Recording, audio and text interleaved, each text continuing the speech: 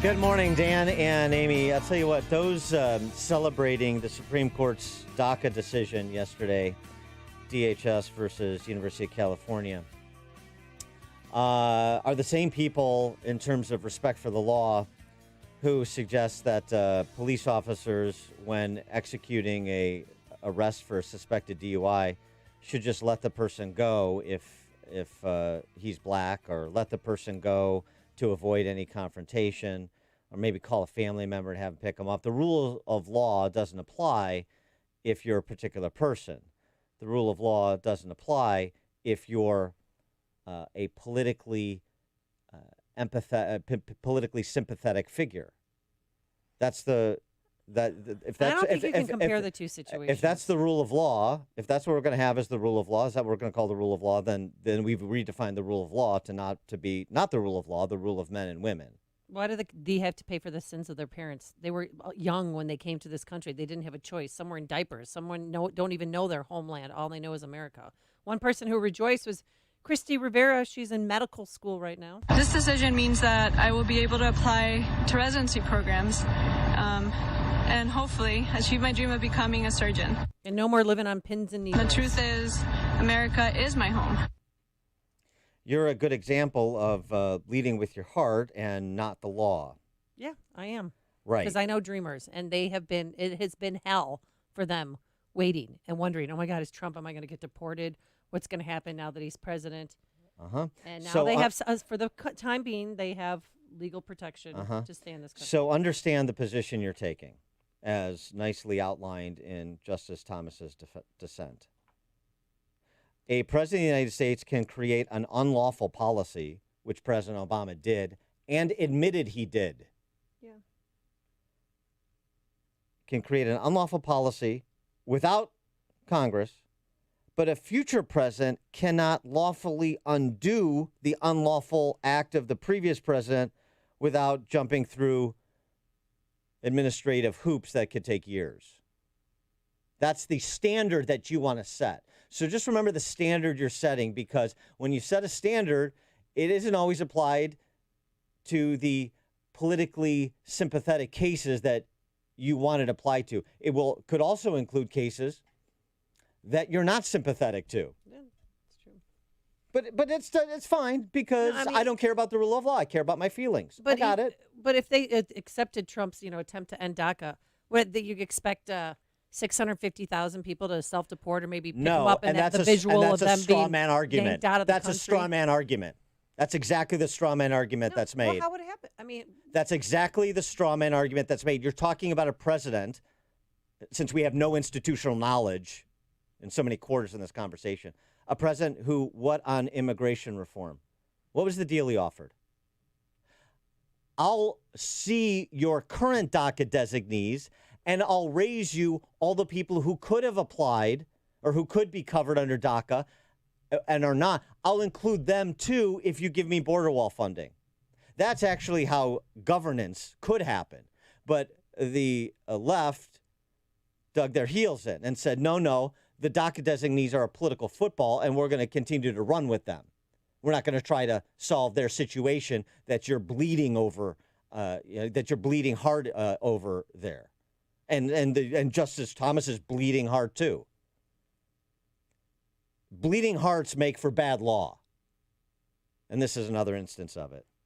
For more on this, we're pleased to be joined by Salena Zito. She's Washington Examiner reporter, New York Post columnist, CNN contributor, and author of The Great Revolt: Inside the Populist Coalition, Reshaping American Politics. Salena, thanks for joining us. Appreciate it.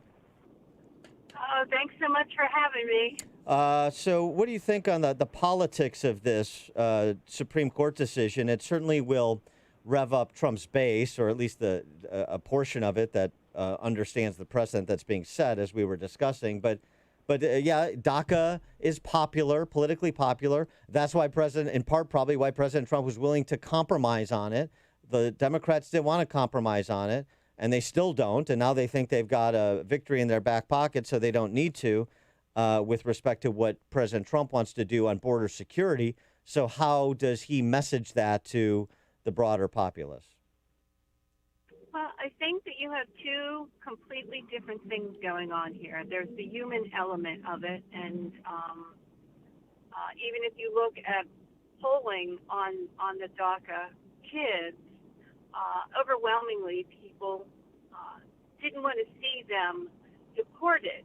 Then there's the other side, almost a completely different silo, in which the rule of law is ignored and the precedents that makes. And I think that you can effectively or the president can construct a message that says, look, we're compassionate about people. We understand that these young people had sort of no hand in the decision of bringing them here to the United States. But we also must be a country of laws, and we have to adhere to the laws, and we can't use politics to change that. And so going forward, we really need to focus on who we are in this country and how we adhere to the rule of law and not manipulate it, so that when someone comes down the road to correct it, they're not taken out by the knees. Yeah, I mean, David Harsanyi writing in National Review, I wish the corporate tax rate was zero, but I wouldn't support the president telling the IRS not to collect corporate taxes because I want it to be zero. That would be an extra that would be an extra executive gambit that would be unconstitutional. That would be unlawful. And so just because it gets to meet my policy outcome, if you want to play the ends justify the means game, then we might as well just tear up the Constitution and, frankly, the federal statutes as well.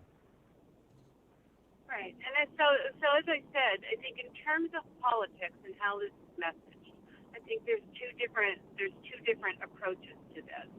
And I think the president and the Republicans and conservatives can make the effective argument that this can't be a precedent. We cannot allow for laws to be broken and unable to be stitched back together just on the merits of compassion.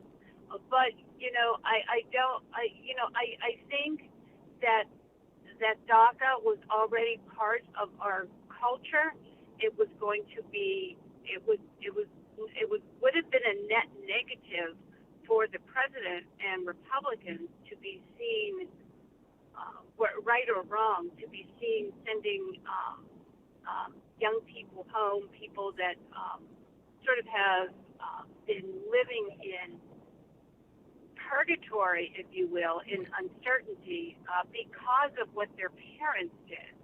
And so I think that honestly, the Democrats may believe that they have a victory here, but I think this actually would have saved Republicans a lot of heartache, having to be robustly behind sending young people home. And it's not just the Dreamers. And it wasn't even their home. Yeah. Well, even of the 650,000 Dreamers, they have 256,000 children who were born here.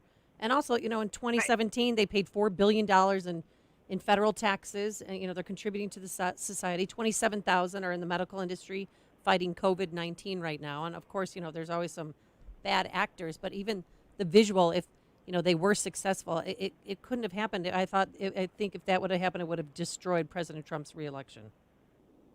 I absolutely agree. Yeah, but that assumes facts not in evidence. And the facts not in evidence is that Republicans would have moved to expel Dreamers. Just because you uphold the rule of law doesn't mean that you can't lawfully make a special accommodation. You could lawfully create something akin to a DACA program if you enlist Congress in the way that President Obama did not, as he conceded he didn't. So this is why these arguments inside the Beltway and are just so unnerving, as you can tell. I mean, infuriating, really, because we just sort of casually dismiss the rule of law for, like, here's how we'd like it to work out. And why do we have these institutions then? Well, why even bother? We're just going to let the mob decide what we're going to do on everything. We don't need politicians. We don't need laws. We just need the mob. I don't know. Well, I think here's the thing. To say that we are in uncertain times is an understatement. Between the pandemic and the protests and the riots and the civil unrest and the uncertainty going forward, to add another complicated political football on top of it, I think would have, Lord only knows what would have happened. But I think, well, I disagree with the decision on the merits of the law. Right. I am compassionate towards the decision on the, for the most part, exemplary lives that these young people have lived, and how much they identify with being American, because that's the essentially only country that they've ever known. I agree on that. But, as Tom Cotton said, that's not John Roberts' decision. Or that's not his position. I understand that. Yeah, I know you do. I know you do. But I mean, I just want to get Tom Cotton said, if the Chief Justice believes his political judgment is so exquisite, I invite him to resign, travel to Iowa, and get elected. That's exactly the point. Is you have. It's pretty bad. Yeah, that's what he should do. Oh, wow. Why not? I mean, let's just be honest about what we're doing, at least, for goodness sakes. I totally missed that you said that. Yeah, it's a good one. He's a funny guy, Tom Cotton. You won't hear that. You won't see that on the New York Times editorial page. But yeah, he did say it. I wanted to get your reaction to speaking of a fun piece that Kevin Williamson wrote about how the revolution comforts the comfortable. And on the media, it's always the same thing. Our newspapers are full of intense interest in Harvard's admission standards, but have very little to say about New York City's dropout rate. People can't help being fascinated with themselves and their peers. If you want to know what's on the mind of the leaders of the American ruling class, it's no secret. They'll tell you if you ask, and also if you don't. Kevin's a friend of mine, and he and I often cross paths in the beats that we cover, and he's so right on. Like, he's absolutely so right on. And what is,